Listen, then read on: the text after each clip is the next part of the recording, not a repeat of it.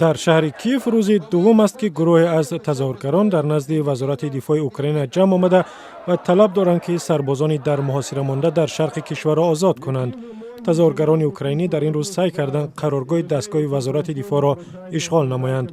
پیمانی ناتو و حکومت اوکراین میگویند نیروهای مسلح روسیه با تجاوز به شرق اوکراین بخشی از آن را اشغال کردند.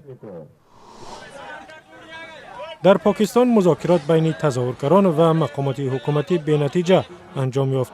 تقریباً 10 روز است که هزاران نفر از ساکنان مناطق گوناگون پاکستان با رهبری سیاستمدار عمران خان و طاهر قدری، یک روحانی شهرت‌خواه، با طلب استعفای نخست وزیر پاکستان نواز شریف در اسلام آباد تظاهرات می‌کنند.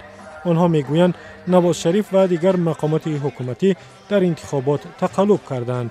طاهر قدری پس از مذاکرات گفت که دیگر مایل به گفتگو نیست.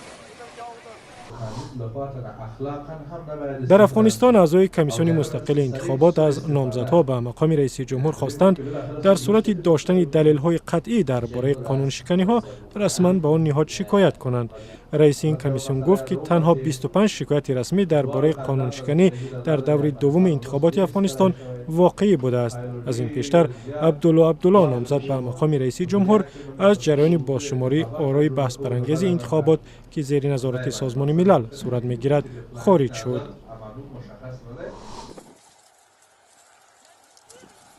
در ترکمنستان مقامات رسمی امر دادند که جمع‌آوری پخته در ولایت لباپ زودتر شروع شود، اما با گفته کشاورزان ولایت جمع‌آوری حاصل در همه منطقه امکان پذیر نیست، زیرا پخته به خوبی نشکفته است. در ترکمنستان برای جمع‌آوری حاصل پخته هر سال کودکان را نیز سفربر می‌کنند.